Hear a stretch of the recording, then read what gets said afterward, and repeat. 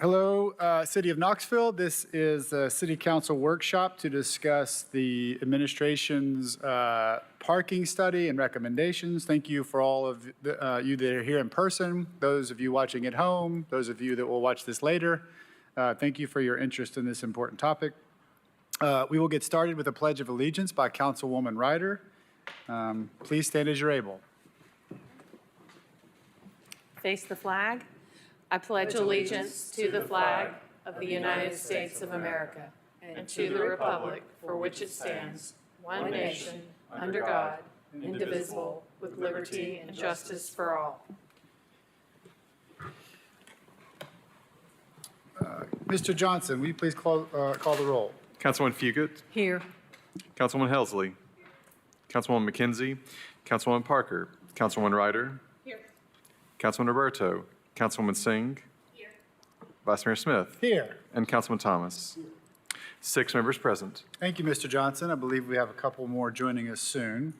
To get us started, or I guess to lead us the entire way, we have a number of members from the mayor's administration, but Chief Policy Officer Cheryl Ball will guide us through the presentation today. I encourage council members to ask questions throughout the presentation. At risk of making us wait till the very end, we'll chime in as necessary, but I think we'll hold the bulk of our questions to the end as usual. So with that said, Chief Policy Officer Ball, please guide us through the presentation. Thank you so much, Vice Mayor Smith, and thank you all for giving us the opportunity to come today and share a little bit about downtown parking. First of all, I want to take just a quick moment to introduce Kara Finger. Kara is I know, Lauren, you can't see her, but she's sitting right here. You headed it off, nice. Kara is the Deputy Policy Officer and joined the City of Knoxville in August and has been very engulfed in parking for the last several months. So I'm pleased to have her join the team. Our downtown is really a vibrant place that attracts a lot of folks, and we all want to assure that parking continues to support a really excellent downtown experience. As Knoxville has continued to grow, it really was a great time for us to think about bringing in some consultants to help us do an assessment of downtown parking.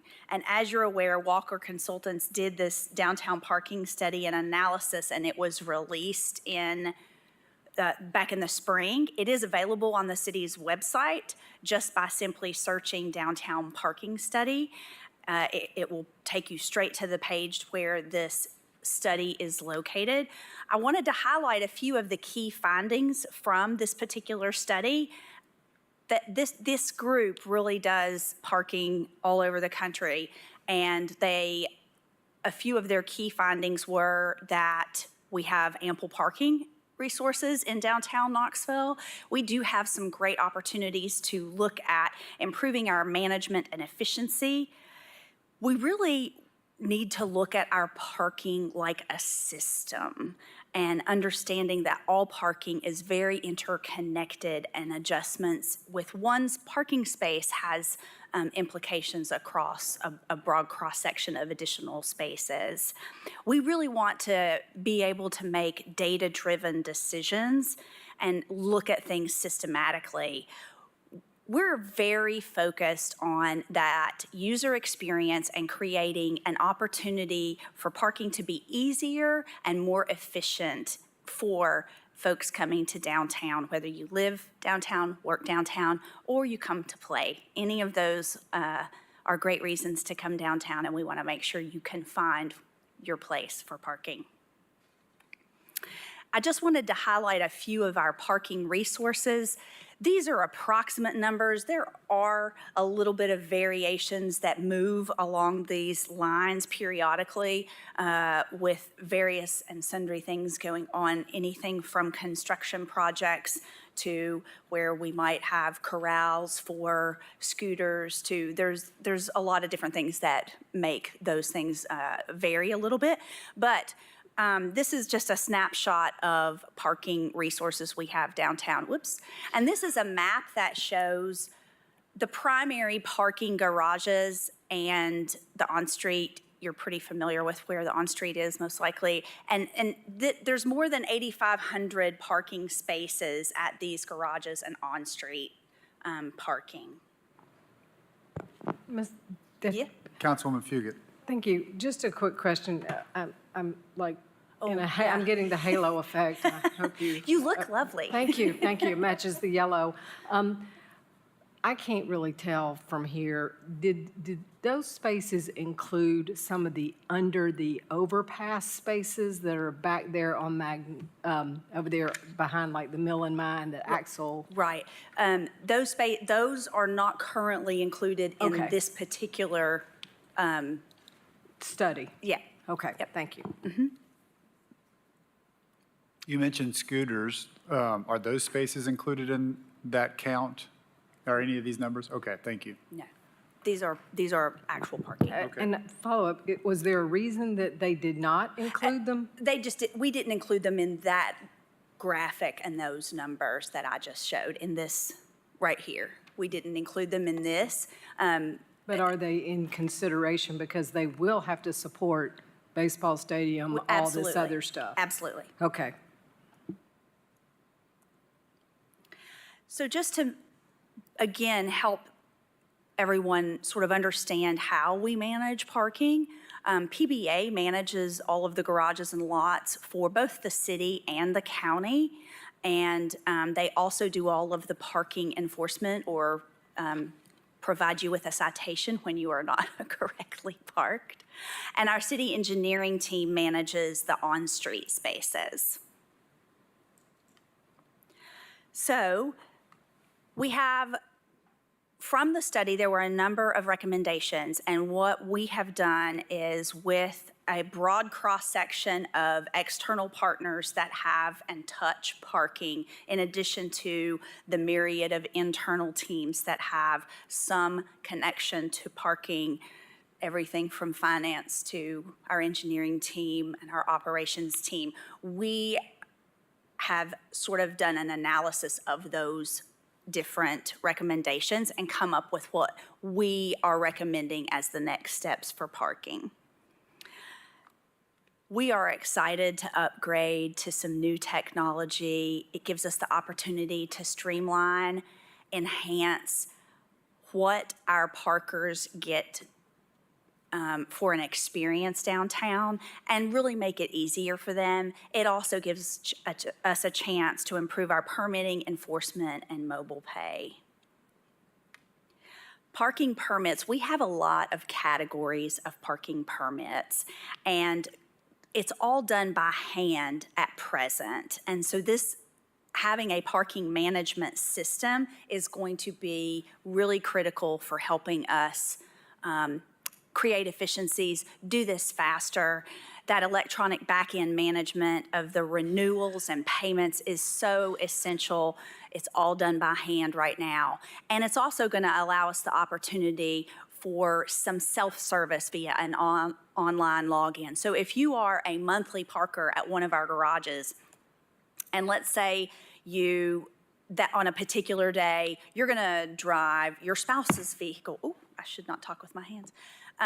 Your spouse's vehicle instead of your vehicle. They may not have your spouse's vehicle's license plate entered into their system or the make and model, and they may not realize that this is actually you and that you have paid for this, right? So you can go online yourself, you can enter the make, the model, the color, you can enter whatever are the pieces of information that are needed to be able to upgrade that, update that for them yourself. Another example is it's going to help us make sure we stay current with everyone's insurance, their updated insurance information. All of this can be done electronically through this management system. So we're really excited about that efficiency.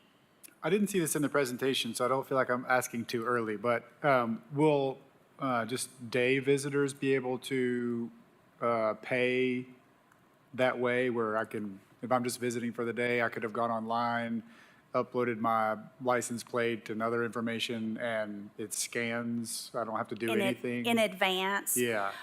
At this time, we are not really looking at that particular option. That doesn't mean that we can't go there in the future. So parking is, it really is its own organism, and it is constantly evolving. It's kind of like an amoeba, and we need to be staying on top of that. That's part of making sure that we're looking at the data and to help make those kinds of decisions in the future of like, when do we need to implement additional opportunities for payment and to purchase in advance or something like So that. that may be an advanced adjustment to payment process down the road, depending It on how could this be. first phase goes? Okay. It could be. I saw reference to paying, I think, as you enter as opposed to as you exit. Is that the case? We're going to get to that. Okay, all right. Councilwoman Fugit. Okay, I think I remember our question now. So when you said that you could go online and change cars, so this is just because somebody's going to ask us. Sure. So how will they know that, can you have two vehicles tied to one permit? And You, as the user, you will be able to so I would go have to change it every day? Every Well, if time I you were- brought my spouse's car? No, not necessarily every day. If you knew that you were going to drive it for the next week, But it is time dependent. I could not have, Scott and Lynn Fugit could not share one pass. that is correct. That's my That is point. correct. So Yes. so it would be, Lynn has the pass, and if I have to drive his vehicle, I put in that I'm driving it for that many days, or anybody else's vehicle for that many days. Okay. Yes, thank yes, you. ma'am. Councilwoman Ryder. Yeah, Ms. Ball, you mentioned something about updating insurance. What insurance are you talking about? Like your car insurance, Who are you giving that to, the city? the system, the management system, and don't get too caught up in the car insurance thing. I was just using that as an example. I'm not even 100% confident if we ask for that, but I'm not even 100% confident that we ask for that, so don't misconstrue that. But if there are details that we need in order to have you have a parking space, any of those details that you provide to have a parking space can be done electronically through the system. Okay. That was perhaps not my best choice of an example. I apologize. Thank you, Deputy Ball. Okay. Parking enforcement. So we're really excited to help our team with PBA that manages parking to make sure that our citations and our permits are all integrated. It does make this a much easier process for them. And of course, those enforcement citations flowing directly to city court, some of that process does already happen. And I know that I've had multiple conversations with some of you about that particular process. But what we don't have in the current moment that we will get with this new technology is the opportunity to follow through. There will be an automated process for the follow-up and the collection of citation fees. So we're really excited about helping to create some automation for the city court system. Our new technology timeline is through January. We're working on setting up the technology, the access software, integrations, et cetera.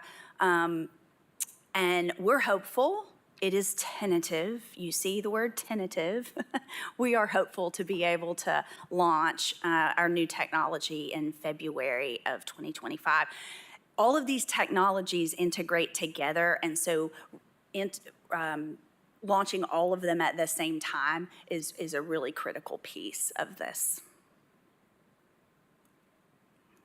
We are have gotten so many comments from folks who are excited about the opportunity to have mobile pay for on-street parking. Park Mobile is one of the largest vendors across the country. It is a free app to download.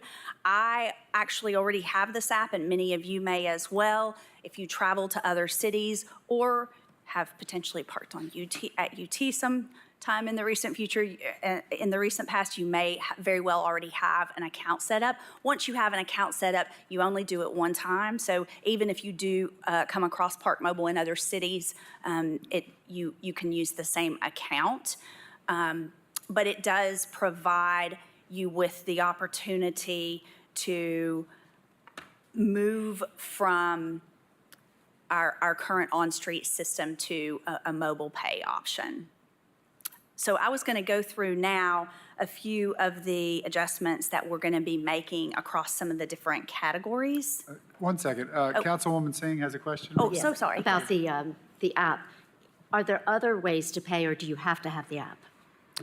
For on-street parking, we will be going exclusively to mobile pay. However, in our garages, we will continue to accept cash during normal business hours all the way through 8 p.m.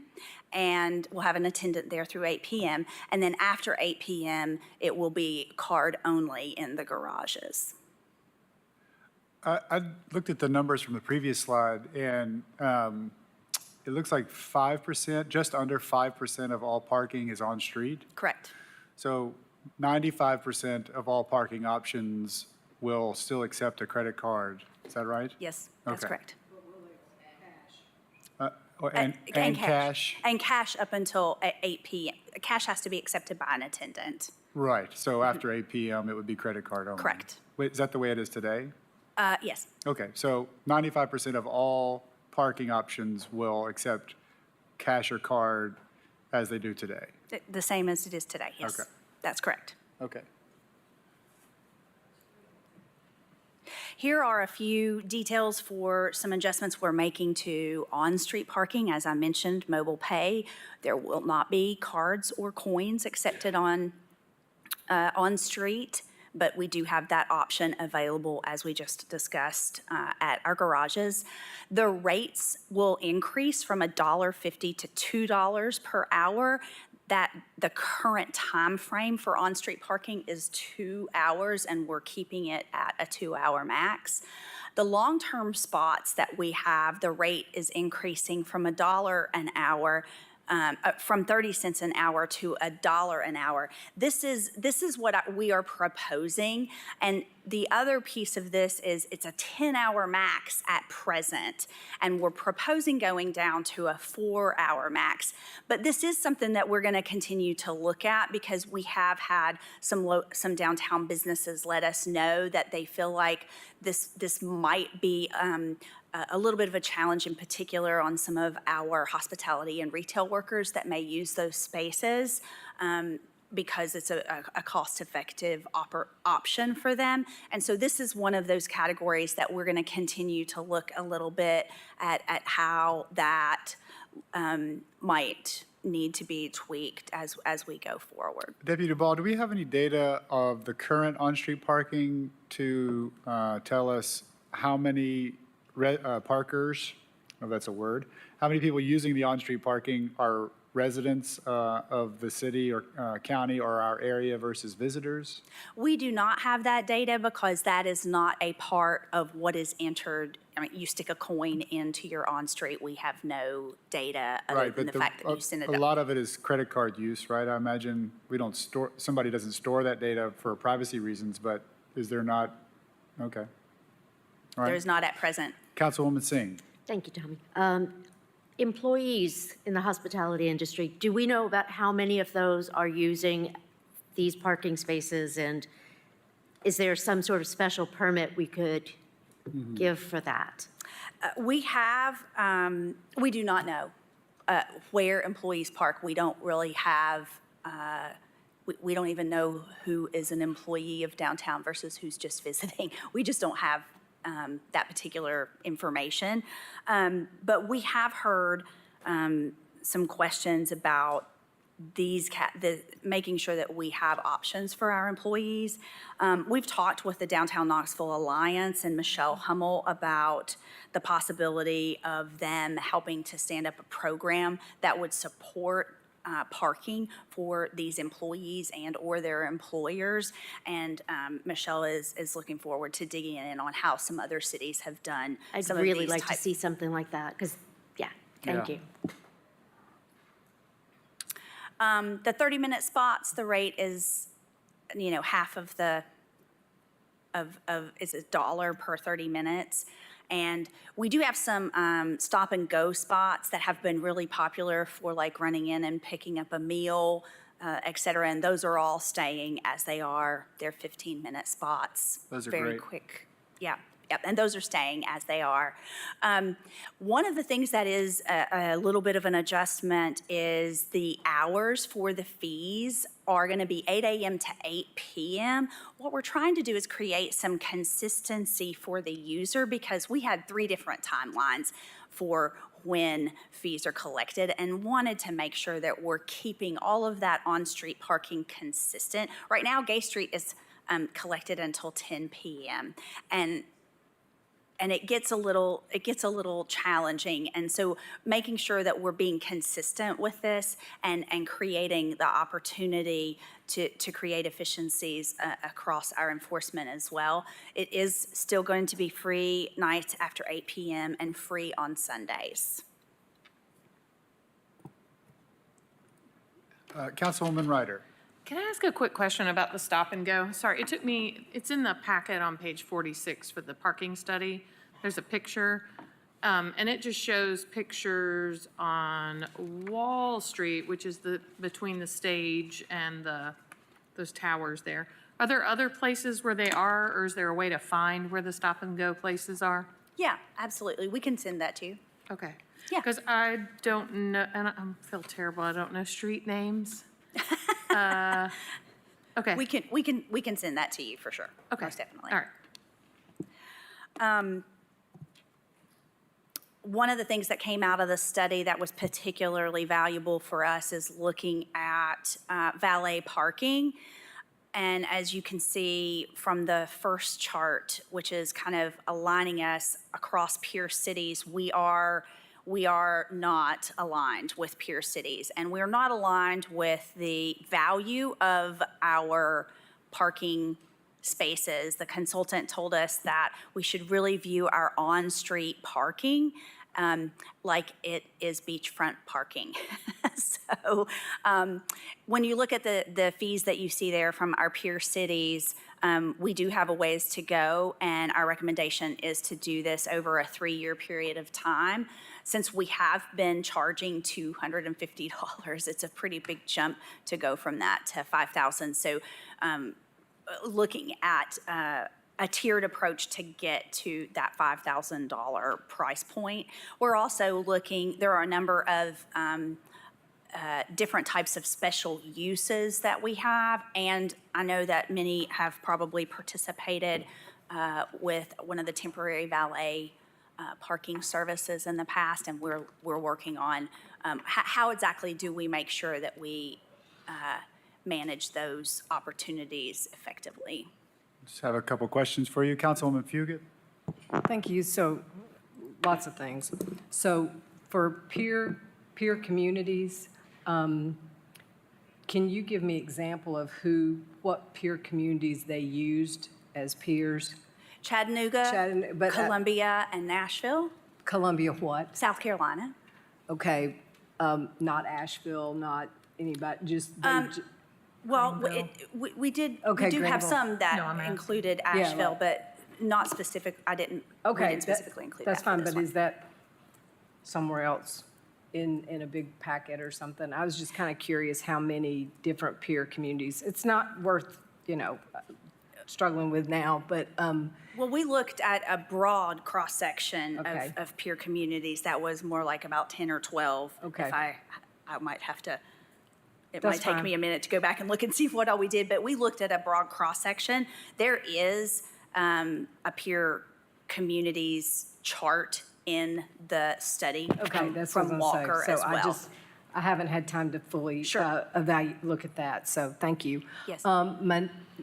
Because, just off the top of my head, I understand Columbia, but I don't, that doesn't, it is peer, but it's not close. So that's kind of what I was thinking about. And then the other thing about the on-street parking, the thing I will say about on-street parking is for 25 years, we've been talking about on-street parking way back when original downtown planners came. The whole point is to turn that parking, because what helps people want to be downtown and come somewhere is drive by in the hope that you may get a parking space on the street, and then you see what all is on the street that might make you park somewhere else and come in. That's part of urban design, is so that you will see what's available and go, oh, well, we'll go to that restaurant. Oh, there's not a parking place in front of it. Let's go park and go walk to it. And if you only go to a parking place, if you only go to a parking garage, sometimes you will never see what else is street front.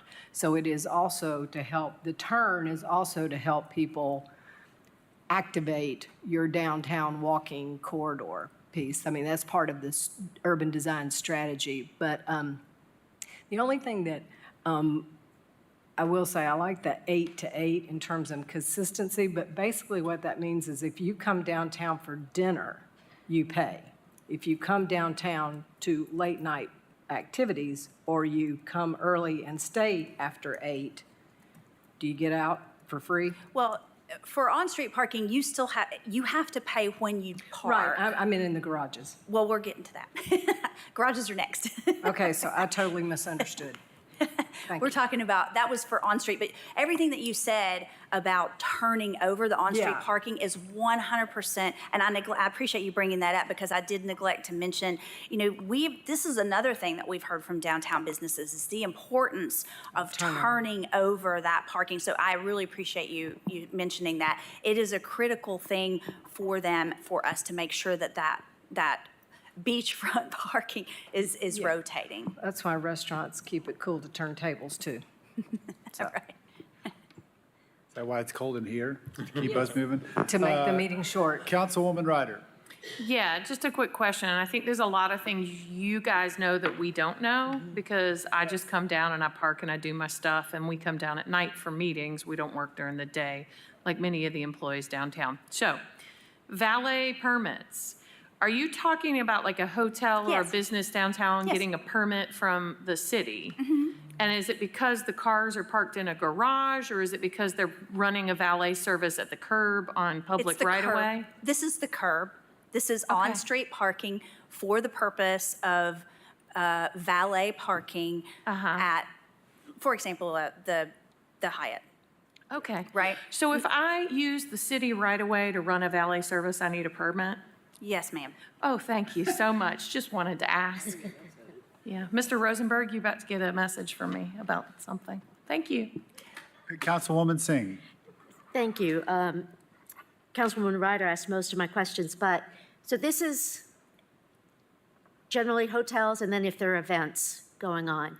That's a huge increase from 24 to 25. Who's going to be bearing the brunt of that? The cost will go to the permit holder, which is typically the hotel, for example. I'm sure that if there is a need to pass that along, it will be Right. to I'm sure they will. to their patrons, the patrons of the hotel, I would presume. Okay. Thank you. As you were. Thanks. Enforcement adjustments. We've talked already a little bit about this, but really focusing on the technology and having that consistency of 8 to 8, and it will be that Monday through Saturday timeframe. And that is what we're currently doing. Just the only difference there is that it is on Gay Street 8 to 10 at present, and we're looking to just get that a little bit more buttoned up and consistent and easier to understand. We want it to be easier for the community to understand. Garages and lots.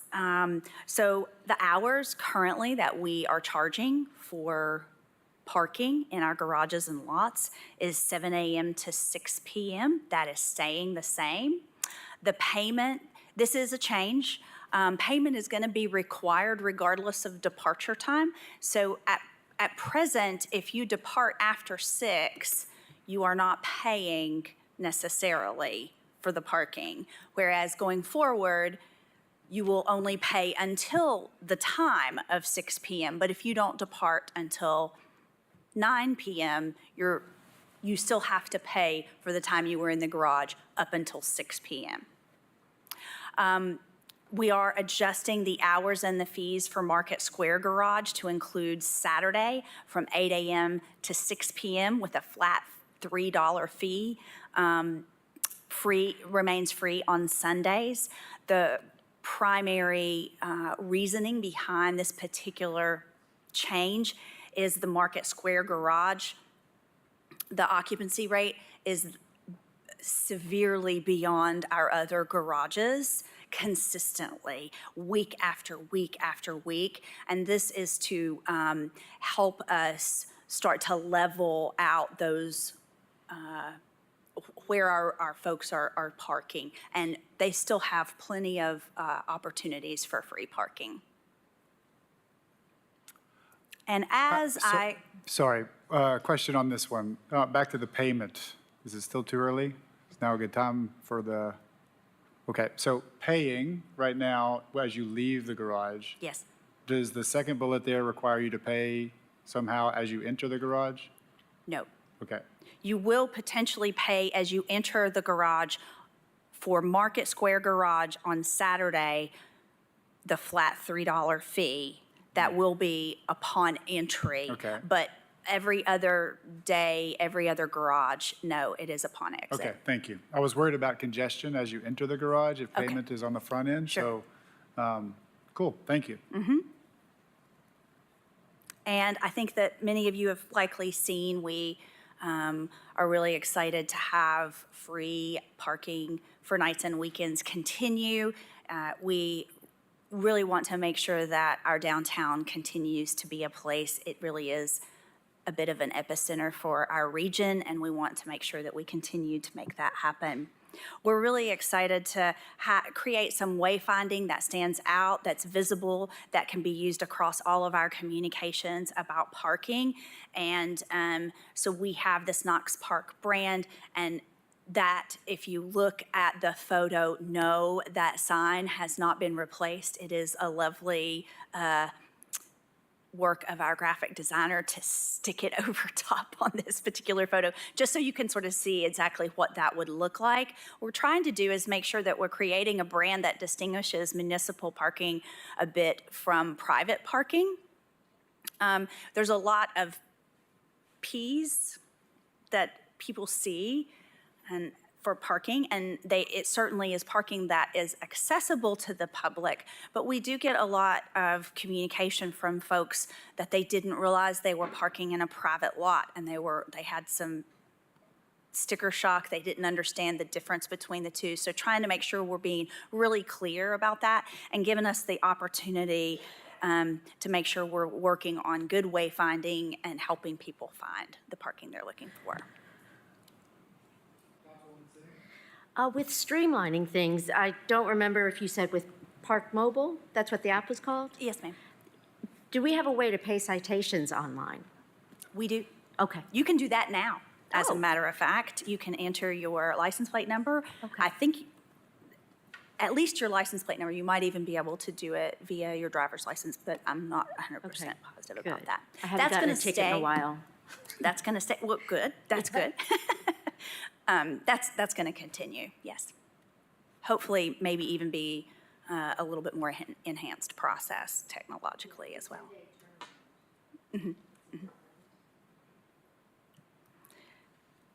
So there are a few ordinance adjustments that we are looking at that we hope to bring to City Council here in the near future, and I wanted to kind of talk through those a little bit with you.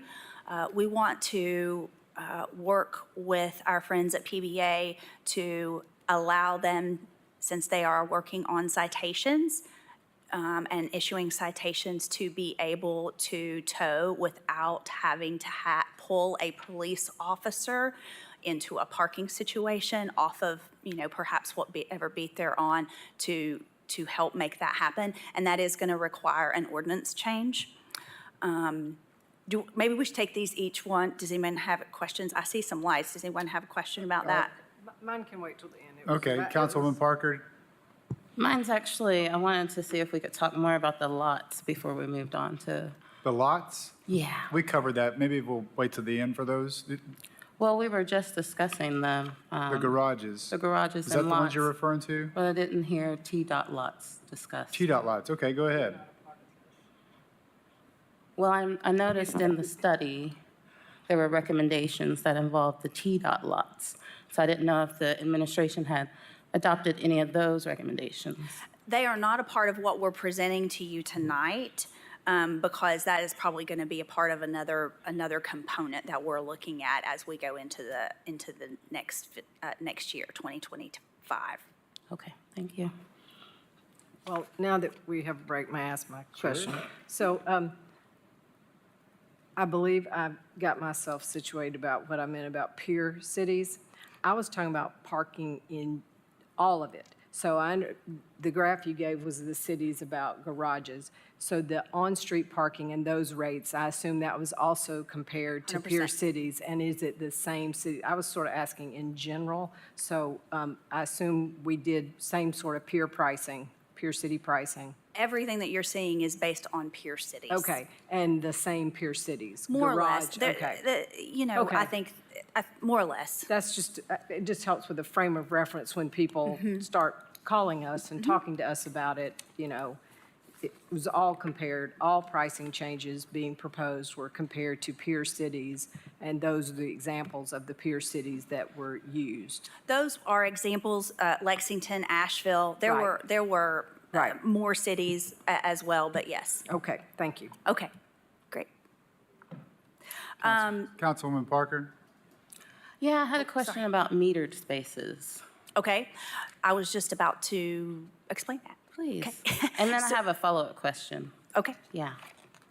So we currently, in our code, it specifically lists meters, and we're looking at, for our on-street, we will be looking at mobile pay. And so we will need some adjustment to the language to just be sure that we're being maybe extra precautionary to make sure that we're covering and giving ourselves the authority to be sure that we can charge for those spaces. They're paid spaces. So in the report, and as has been discussed tonight about any kind of on-street parking being this kind of waterfront property, there are some spaces downtown, and, I mentioned the T-dot lots, but then there's some on-street spaces that are not metered. Is the intention to make all on-street parking paid parking? Most of the on-street parking is metered. There are a few places that we don't specifically have meters, and that is something that we're currently looking at, if that makes good sense. We won't be installing meters, let me be clear about that. But would we go to the mobile pay for those spaces as well? That's something that we are currently looking at. Okay, thank you. Councilmember Thomas? Yes, on that point, I know that a lot of, or some of the downtown workers, especially in the old city and maybe along Gay Street, use unmetered parking on some of the streets. These people are not necessarily high-wage people, and so the free parking is an amenity, and it allows them to get access to their jobs without having to pay wages that aren't very high. I just wanted to throw that in the mix Sure. About that kind of parking. Some of it was along Willow.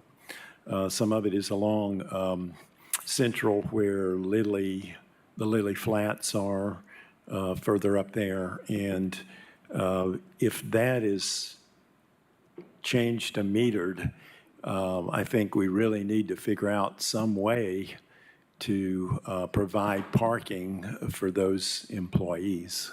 And that's, I think I mentioned earlier, we're working with the Downtown Knoxville Alliance to look at an opportunity to help create a program that can support our downtown hospitality and retail workers predominantly. But they have a more capacity to be a little bit more nimble and responsive with a program like that, and that's why we're talking with them about that very thing, because it is important to us. That is how our downtown continues to function. And another question, I think you've already hit on this, but I probably wanted to clarify. The parking near the mill and mine that is under the viaduct wasn't included in this particular study? It was included in the study. The one map that I showed kind of early on in the presentation, I didn't have it specifically identified as a part of that particular map and those particular counts, simply because we're working on exactly how we're going to utilize those particular. Okay. How we're going to utilize those lots is we're still working on what is the best format. Okay, so if I hear you right, maybe no decision's been made about whether or not those will be pay lots or free lots or? Yeah, we're absolutely working on that now. Okay. Yeah. We'll keep you posted. We'll keep you posted. Since the issue was raised about downtown workers and potentially needing these unmetered spots, and I agree, I know there was a discussion earlier about not necessarily knowing where downtown workers are parking or who are the downtown workers versus tourists, et cetera. But it seems important to me that we, and possible that we could survey downtown businesses to get a sense of where workers are parking before considering any sort of policy change that it could impact that parking. And that's why I think that working with the Downtown Knoxville Alliance is so important, because they are the ones who really have those direct relationships to be able to help us identify exactly where those folks are parking. And we want to be making data-driven decisions. I mean, that is really an important piece. And let me add to that. The more data we can get to understand those who use downtown workers and et cetera, the better. And so even, as a part of that survey, we could find out, how many downtown workers have credit cards, have mobile phones, how many I work with so many artists who work downtown who, some don't even have bank account, okay? We have some pretty poor folks who make up the vibrancy of our downtown. And I think it's important to get a sense of what is making our downtown successful, who's making our downtown successful, and what potential policies could be a barrier to these folks. I would just add one comment on top of that it would be good to be sure we get data before we make any decisions about removing any free parking. So Sure. I encourage you guys to continue what you've been doing, which is to use data to make those decisions. Please go to that link for those, I think is important. Okay, no more questions for now. Okay. Parking citation rates are something that is listed very specifically in our code, and we are, again, proposing new citation rates to align Knoxville with peer cities, and that is something that will be coming before council. I mean, we're proposing to do this, right? And so this is sort of a list of what the current fine is in the code, what we're proposing, and if it isn't paid within 10 days, our code indicates a $9 upcharge for that citation. And you'll notice there's a little footnote that says there's a $1 state of Tennessee litigation tax that will be added to everything in that final column. And again, there are details in the parking study that show the different peer cities and where we fall within those particular price points. So this is getting us close, much more on par with peer cities. And one thing that isn't up there that I really should mention is our ADA parking. The state of Tennessee caps, we're already maxed out at what if someone is illegally parked in an ADA space, our code already, it's not up there because we can't change it. It's already at the maximum capacity that the state of Tennessee allows us to do. So I just wanted to let you know that's the only reason that we're not suggesting a change is we legally can't make one, so. So the first two columns are the initial fee, or the fine, and then the third column is related to the $9 late fee Correct. and the $9 late fee won't change. Correct, that's not gonna change. Okay. If you pay within, if you pay within 10 days, you're paying the middle column fee. Yeah, okay, thank you. Okay, that is all that I have.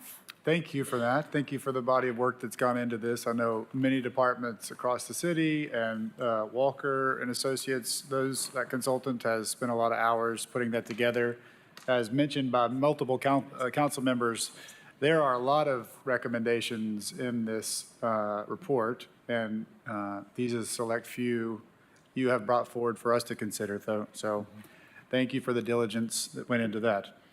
Okay, we'll open the floor now for questions from council members. Councilmember Thomas. Yes, a number that I've been asked about by constituents, and this issue won't surprise you, is the amount of unpaid parking tickets that are owed to the city. Do you have an amount on that? I've heard different figures thrown around, but I would love to have a It base is, amount. We all would. It's a little bit of a challenging situation because if you look at some of the data, it looks like a really, really large number, but when you drill down into that data, we have people who have passed away. We have license plates that are no longer valid.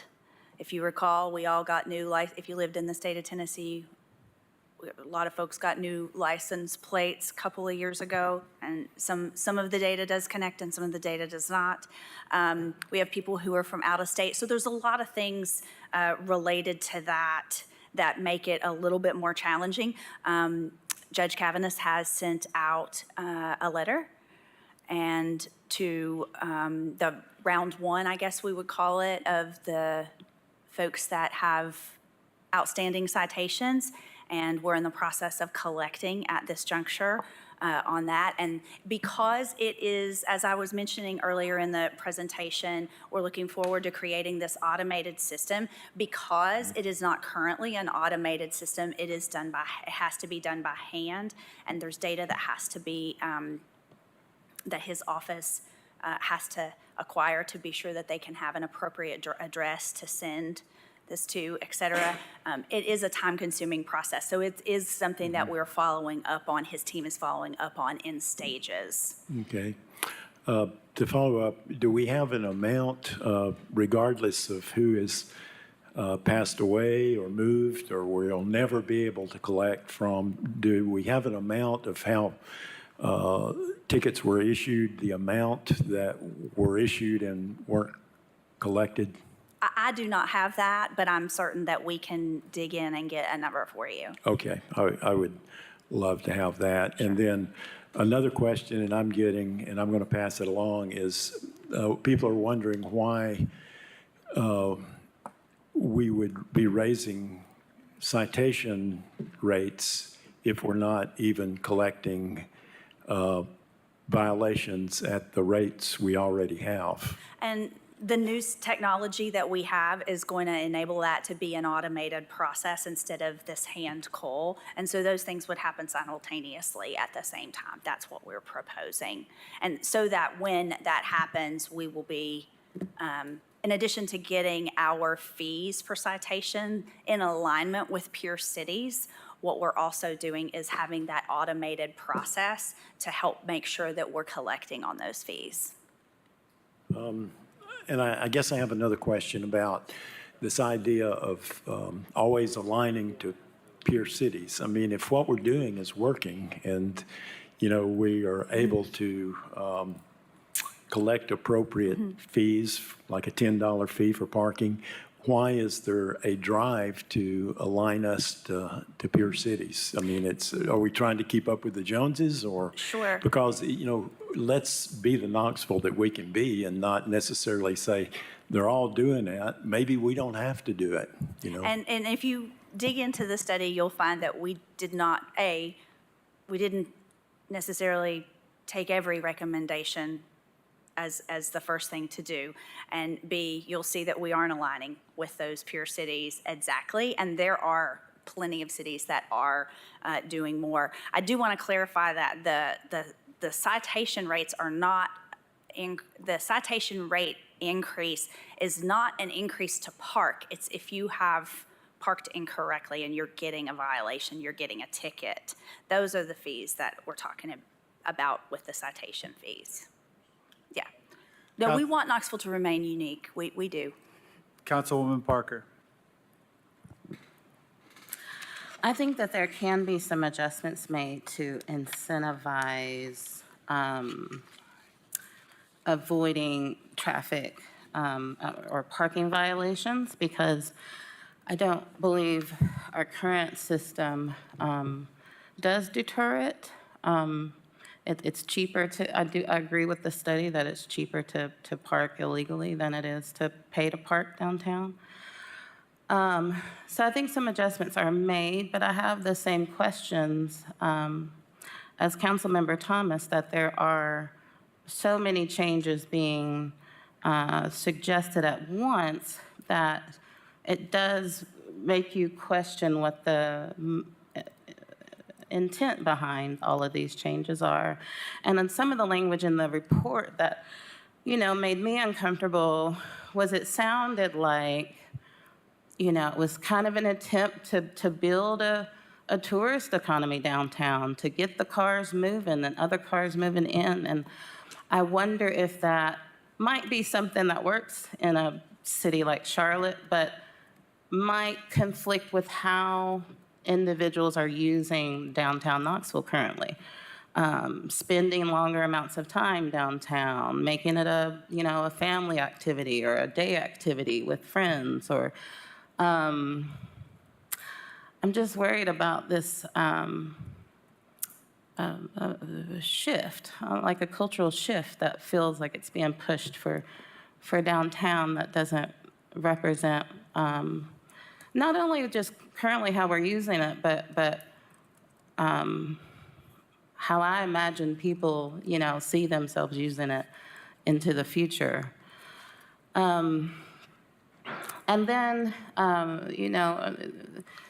the affordability piece worries me. Obviously, the use of technology we have some suggested ordinance changes coming before us, but I would need to know more about policies that are in place around how all of the data collected would be used and stored and who would have access to it. All of that information, it makes me very uncomfortable that, anyone coming downtown would be subject to license plate reader technology, anyone parking on our city streets. And how far out would that go? Would it just be contained to the downtown area? And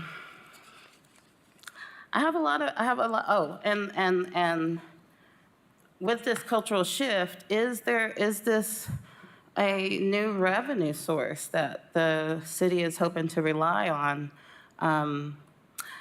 because approaching it hoping that this will provide, a certain level of new revenue is going to change how we approach the policies. Whether we want downtown Knoxville to be this welcoming place for all, or whether we want it to be, the most revenue-generating piece of our city. How we see it is how we'll approach it. And I've seen, downtown Knoxville be promoted over the last 20 years as kind of the heart of Knoxville that's going to bring in not only people from around the city, but visitors, to enjoy the city and to add to the economic well-being of this city, but not in like this kind of, what do you call that? That grocery store line belt, just moving through on the conveyor belt kind of sentiment. So I'm worried about impact on downtown workers' affordability, but also the big piece of it is the cultural shift and how much we might be hoping to rely on this volatile source of revenue that really ends up being a regressive tax and negatively, disproportionately impacts our low-income residents. Councilwoman Fugit. Thank you. One quick question and then a comment. And I don't know that you can answer this. Anybody can answer it today, but I'd be interested in knowing the answer. At what point do we determine that overdue citations are uncollectible and we take a write-off? That's just, That is something that our team has been talking about, Okay. and we can follow up Right. with you. So, can you tell what I used to do for a living? So it's like at some point it's an uncollectible debt and there's no need to keep carrying it and you just need to write it off just for everybody's psyche so they don't keep chasing it as well. And the other thing I would say is, I think we all have shared the concerns about one of the things that's helped drive revitalization in downtown Knoxville for the last 25 years is some free weekend and night parking, which is going to stay. So I think like Saturdays and Sundays when locals are downtown enjoying family days, lots of the activities, that will still be free on Saturdays and Sundays, and then after 8 o'clock at night. So I'm really pleased that recommendation remained, because that's one of the things I think we all heard the most when parking studies this was brought up. The adjustment to parking primarily will deal with people who may be down here to transact business with one of our office towers, or people that work here. And I would say during the day, that's mostly monthly parkers that get monthly parker permits. So first question is, I am interested to know when we write off. And I am encouraged that we will have technology that will make it so we don't get in that mess again. Because that's not a great thing if license plates changed 2 years ago and we still can't find these people. That means they were probably past due for a while. So thank you. Councilwoman Ryder. Yeah, so Ms. Ball, just to clarify from some of the questions that were asked, I just want to ask and have you answer so to make it clear for the public and for myself. So what we're proposing is a charge on the weekends, like Saturdays, Sundays would remain free in some of the downtown parking areas? Everything, all of our garages will remain free on nights and weekends, with the exception of a $3 flat fee charge at Market Square Garage on Okay. Saturday. Okay, so when I had little kids, I spent a lot more time downtown with them, playing in the fountains, feeding them some pizza, hanging out, meeting our friends. They're teenagers. They don't want to hang out and do stuff like that anymore with me.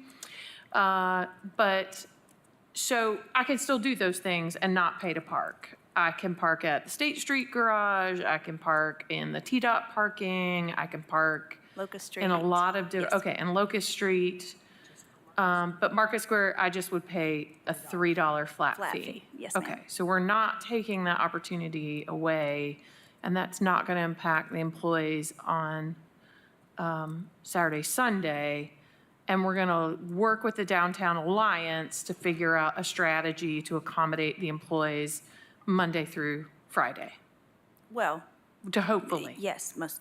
Okay, okay. Certainly. Just on that note, I don't know if one way to accommodate the employees, and I haven't noticed if there's anything in the parking study about that, is they get a certain amount or hours of parking for free somewhere, but not necessarily, 100 hours a month, per week. They might get 40 or 50 or 60. I don't know, that there's accommodates the need for what they're working. That's certainly not my, I'm curious, I know you said there's more in the packet than what was in the slides. Is Greenville also a comparative city? I know Councilwoman Fugit asked about Asheville. Okay, okay. Most definitely. And there are many cities and best practices for programs like what you were talking about that are set up for downtown workers. Okay. I'm going to backtrack to something here real quick. It says allowing towing without requiring KPD. Can you give me an example of what that means? Are we talking about from a private lot or from a street? No, this is all private folks are on their own. Okay. This is on public property. Okay. So when we have PBA Okay. maybe realizes that a car has been parked for an extensive period of time in a on-street parking space well beyond, and they have not paid the additional fee or whatever, then we have to bring in a KPD officer. We have to pull a KPD officer off of the work that they are doing to come and be able to tow. If we're going to institute towing, we have to bring a KPD officer to do that. So- And that's what we want to give. Our PBA enforcement officers are sworn officers, and we want to empower them to have that capacity Okay. so that we're not pulling All right. KPD away. One other quick question, and I won't go deep into this if this is not part of what you guys are looking at, but in the study, one of the things that's in here is the parklet and outdoor dining opportunities. Is that something That is not a right now thing. Okay, thanks. That's what I wanted to know. All right. Councilman Thomas. Yes, this may be a question for Boyce Evans, but I'll ask, and if you know, fine. Back to the collection of fees for parking violations. Does that go into a particular fund that's earmarked for anything else? Do you know if that's just general court revenues, or what's that money go to? Well, our team, Boyce's team and myself, we've been digging into making sure that we know exactly where the fees are going. Okay. Related to money for parking is set up as an enterprise fund. It is designed to be self-sustaining, and it isn't at present. Now, as you can see, we're not going crazy with significant parking fees, but it has not been able to maintain itself financially over the years, much less we haven't been able to invest in our parking assets like our garages for maintenance and upkeep in the way that we would really like to. We have some needs that we need to accommodate, but that's really not necessarily the exclusive behind. This is not designed to become a profit generating. It's designed to be invested back into the parking. Okay, so what you're referring to is the amount of fees we collect in the Across the board. garages? Across the board. Across the board, including? Across the board, yes. Including violations for parking tickets? Okay, thank you. Councilwoman Parker. Oh, thank you. One thing I wanted to address is,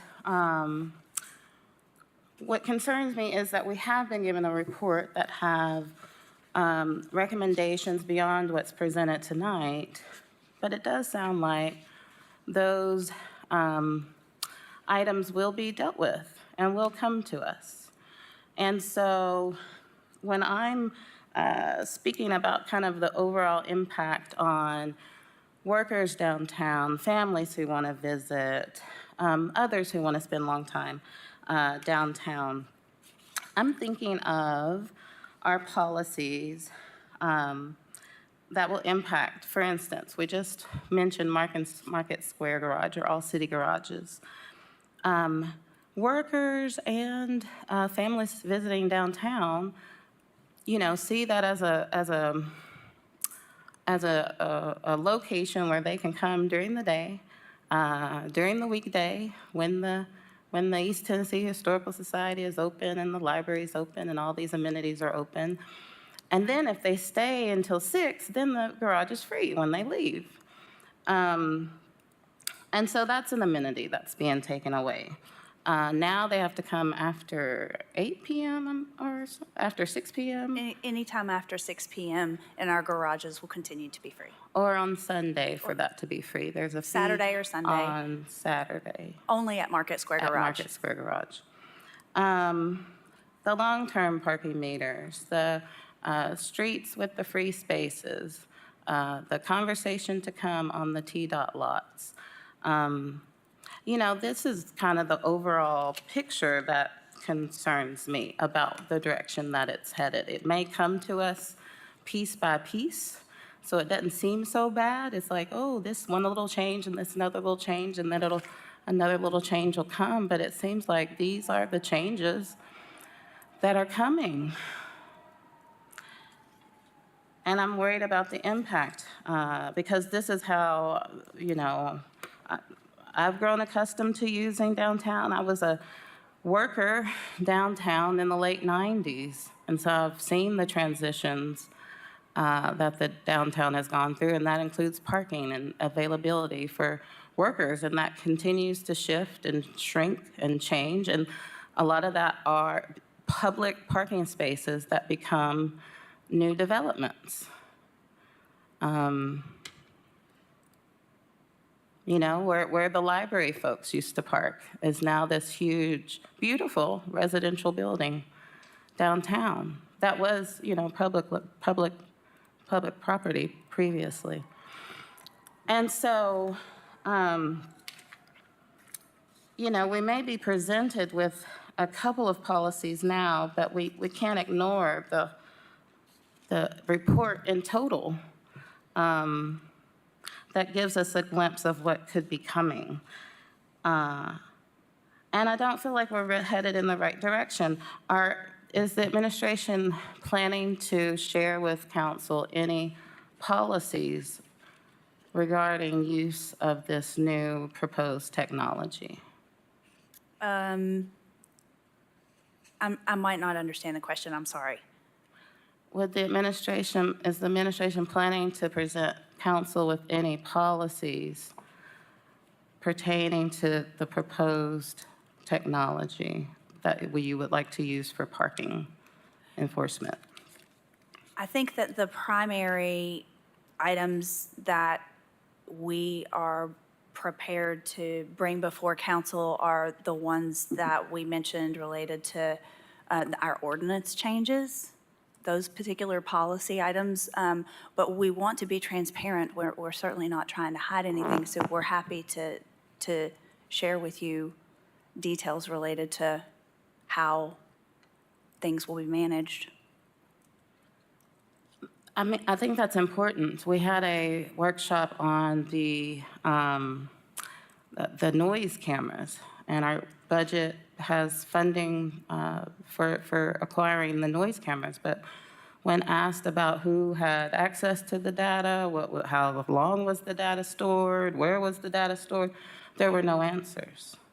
And so as we are, you know, budgeting for acquiring and using these new smart technologies that are gathering up all this personal data, we have to have policies in place that will govern who has access to it, how long are we storing it, all of those things, so that people's private information is kept safe.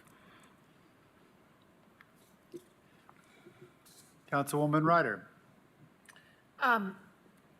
Ms. Ball, real quickly, do you happen to have the figure of how much it cost to add the top 2 levels to the State Street garage? I'm I do probably not the have that. only. And honestly, Yeah. whatever figure somebody had, I'm sure is not accurate now. No, I'm just curious. So I am probably the only council member sitting here at the moment that voted in that group of people because Councilman Roberto's not here and Councilwoman Welch has long departed. I believe we did that shortly after I got here, 2018. So I don't remember how many millions of dollars we spent to put those top 2 levels on that garage. No remembering? I'm Okay. so sorry, I I'm do just not know. curious. I think it's important for people to know how much we've spent. Yeah. Because, in the words of Dr. Shoup, the legendary expert on parking, there's no such thing as free parking. I just think that's important information for people to know how much the city has invested in parking. It's not free. We spend a lot of money for it. And when we sit here and we talk about free parking for people, particularly like say on the weekends, if we kept everything free, no offense, but it ends up being football parking for a lot of people when we leave it free. And then the folks that want to come down and enjoy downtown and aren't happening to be graced with going to the football game don't get to park, in all those spaces because we're supporting that. And I'm not denigrating that. I'm just saying, we share some stuff and it costs the taxpayer to provide these things. I mean, we're still paying for it. And that was Dr. Shoup's. And if anybody hasn't watched his stuff, his YouTube videos, he's hilarious in a deadpan way. So real quickly, though, I'm going to ask a quick question about cash. The peer cities, who is using and collecting cash? Most are going away from it Okay. because of the inherent danger of having cash on hand. And so most are going away from that. If they haven't gone yet, they're looking at phasing out cash over the next any number. It varies based on the different cities. Okay. I just know in a lot of cities that I've gone to, it's not possible to use Correct. cash to pay Correct. for the parking. So I'm just curious if there are peer cities that were still doing it and to what extent. Thanks. Mr. Johnson? Councilwoman Ryder, I have an answer for the budget question about the State Street garage for you. In the fiscal year 17-18 budget, $7.5 million was appropriated to add 2 floors to that garage. How much is the price of concrete going up? I'll add, Mr. Frost? Councilmember Della Vope voted for an addition to that garage before that. So it's been added to twice. That's correct. Appreciate the game day color. Appreciate that. Who's next? Councilwoman Helsley. Deputy Ball, great presentation, thank you. I think, if I'm not mistaken, free parking across the board was to get people downtown back when nobody would come to a desert. So I'm not super opposed to people having to pay that have the means to do so. I am concerned about workers, however. The people who make it click, and then we get into the stadium, and that's gonna bring a whole nother influx of workers.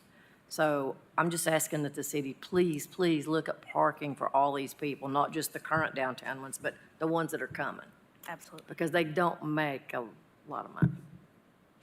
Sure. Thank you in advance. Yes, absolutely. Councilwoman Parker.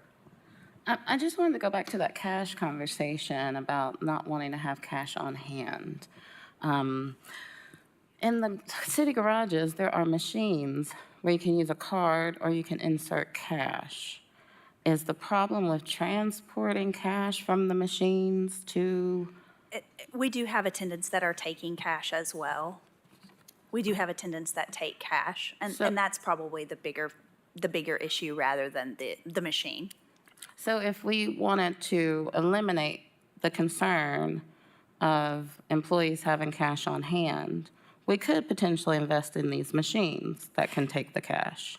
We could invest in the machines. They are, in addition to being very expensive, they are the most challenging for upkeep. They are the most riddled with continuous challenges and problems for accepting both coin and cash and paper money. it is a very clunky and all of the best technology that we have, it is still a very clunky system and difficult to keep them in good operation.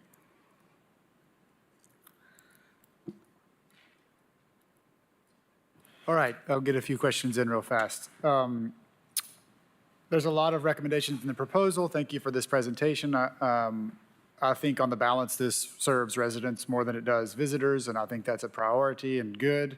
I do think we've heard a consistent theme from everyone that either through the Downtown Business Alliance or some other means, we need to do a bit of research on how we can offset the impact on downtown workers and future downtown workers. Parking management, there was some throughout the report was commentary about a lot of people are involved in parking, but no one group kind of oversees it all. Is that going to change? It's definitely something that Grant Rosenberg, our COO, and myself are working on very directly. Okay.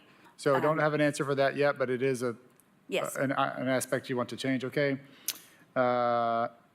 Councilmember Thomas asked some questions earlier, and the report makes it clear that no parking is free, and including all of the spaces that are in the city now. Is current revenue from parking and fines associated with parking in the wrong spot, et cetera, earmarked or restricted in any way, shape, or form within the city's budget, or does it go into the general fund, and will that continue? It goes into the parking fund. Parking is set up as its own enterprise fund, and so it goes back into fund parking. Okay, so any new incremental revenue that comes in from these changes will go back into that fund? We can't use it for other things in the city, okay? The study said that the goal for on-street parking is to be at about 75 to 80% occupancy to allow for transient kind of movement. The study said that we're at 85% to 100% now. Is some of these changes to the fees associated with on-street parking hoping to reduce that because it seems really full? Yes, for sure. We have folks that need long-term parking that are utilizing our on-street parking, and it really is designed for a more episodic and short-term opportunity for parking. And the rates vary based on whether you're talking about on-street or which garage you're talking about. Our garages are not at the same occupancy rates. They're all different. They all serve kind of a slightly different audience based on where people are going. Sure. And so they do vary pretty significantly. Okay, a couple of quick other ones. The report recommended, with the increase in on-street parking, to remove the online fee of $2.50 for online payment to encourage better payment of fines. Oh, of fines. Yeah, I mean, it was coupled with increase on-street parking, but on the other side of the pendulum, reduce or remove the fee associated with paying the fine online. So some of that is the assumption of the credit card fees that we're charged. That is to make sure that we're covering that cost. But it is definitely something that we can certainly look at. Okay.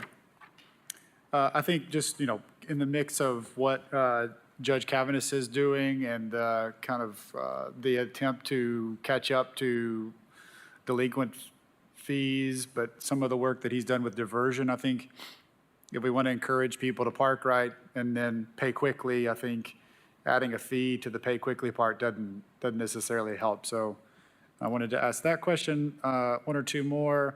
I have a first district specific question. A lot of Fort Sanders was a significant part of the report, but no specific changes were presented tonight related to Fort Sanders. Outside of mobile pay for the on-street. Okay. Mobile pay would be for the on-street in the fort as well. Okay, all right.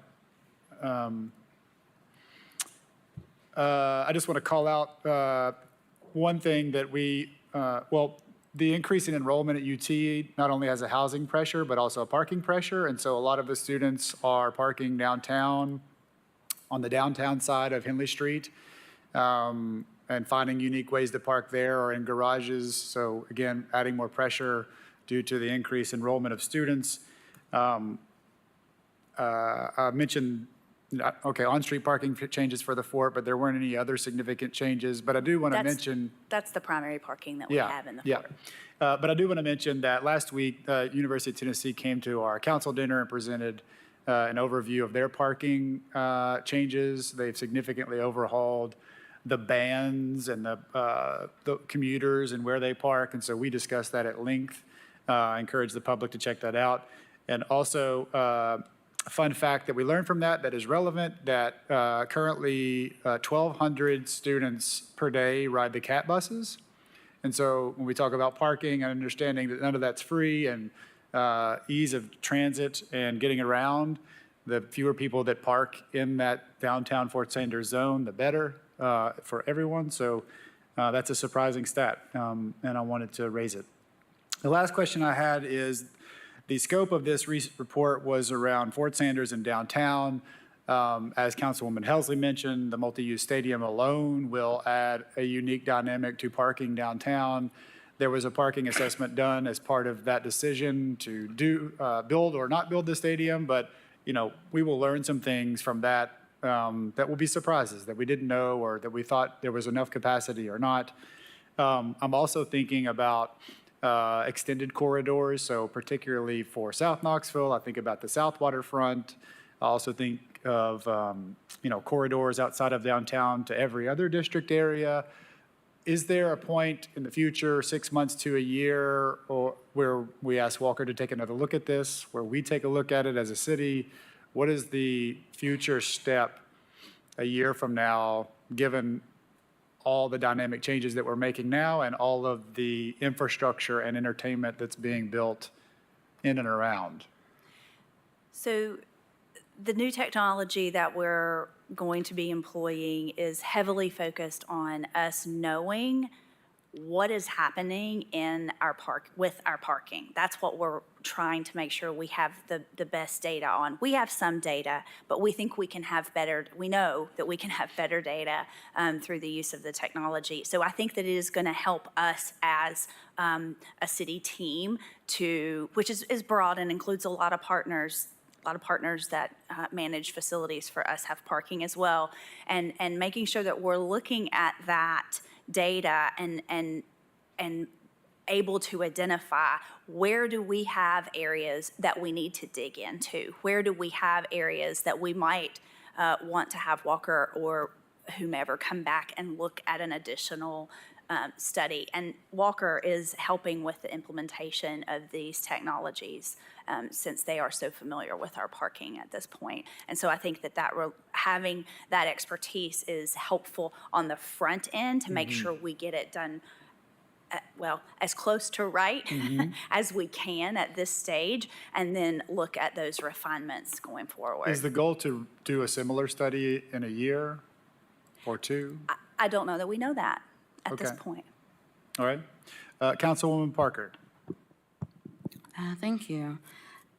First question, I actually wanted to clarify something that you brought up, Vice Mayor, in reference to maybe a comment that Thomas had made about there's no free parking downtown, or what was that comment about? Sorry, it was also related to what Councilwoman Ryder said, that just the principle of no parking is free in the sense that it costs somewhere something.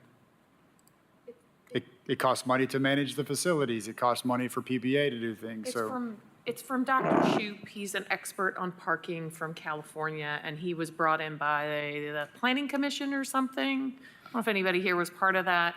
And actually, I don't think he was brought here. Liz, I don't know if you remember that, but maybe they showed his video and had some folks come in like 7 years ago. The point is, there's no such thing as free parking. Like if you're at the Walmart had to pay for the parking, they had to pay for the stormwater management. It's all priced in the goods that you pay.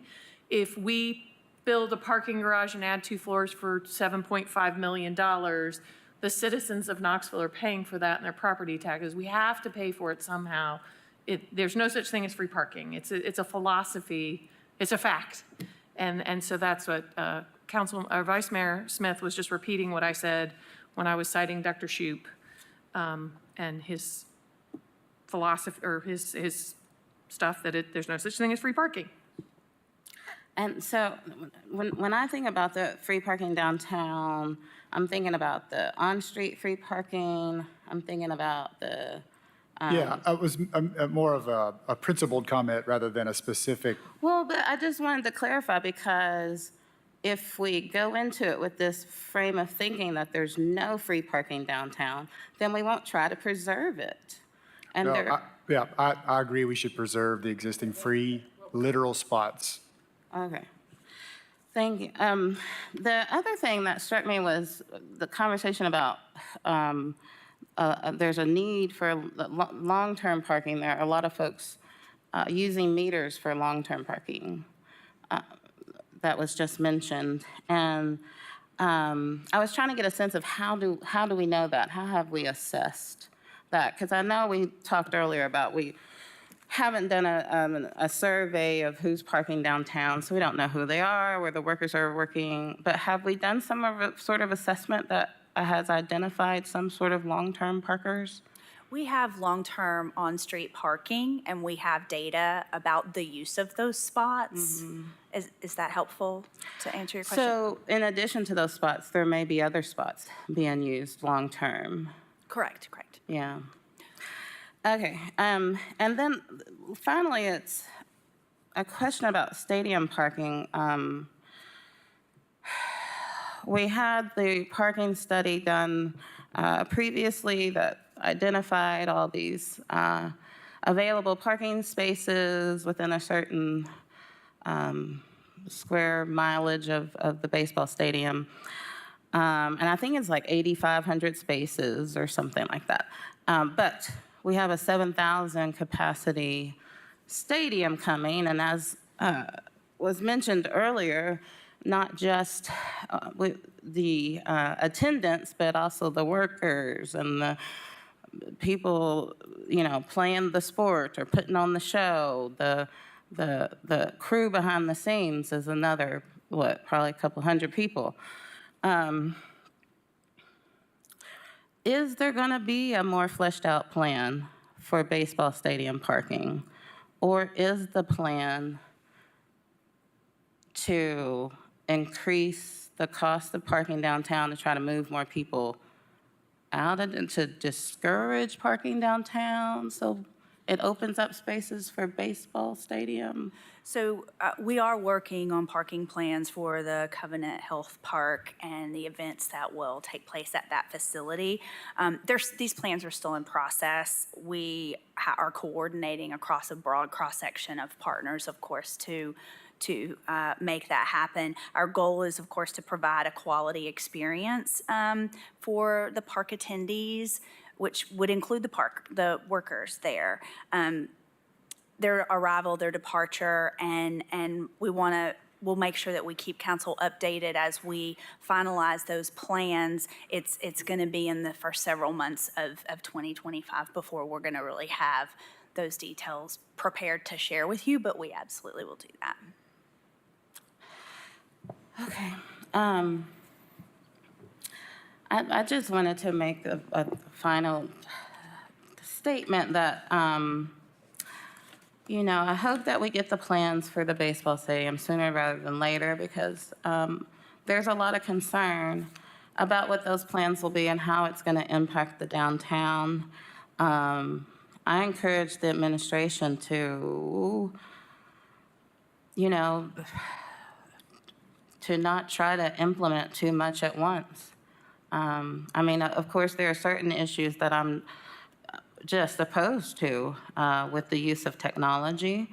But also, if we have clear goals in mind, let's try something before we try the bulk of the recommendations.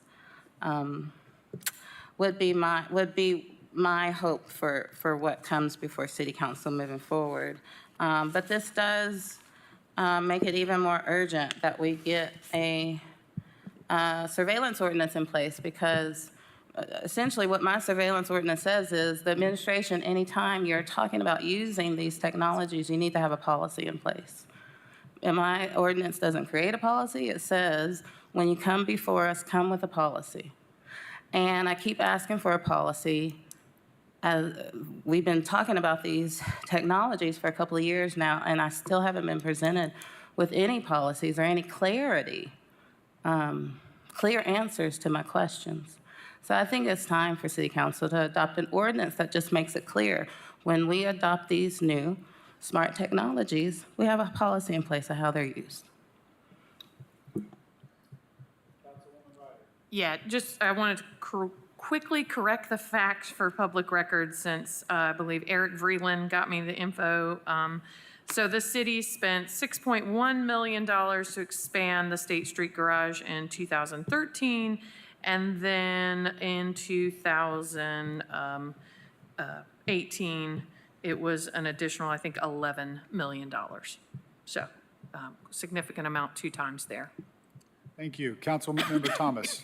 Yes, thank you for your presentation. It's been very helpful. We'll be following up. I only have one last question, I think, and it has to do with the baseball stadium and down Willow under the viaduct where the recycle bins are. And what's the latest on what is being considered for that particular parcel? Well, that's part of what we're trying to get figured Okay, out. okay, Is all how right. to, what do we do there to make sure that it makes the most sense? Okay, Yeah. thank you.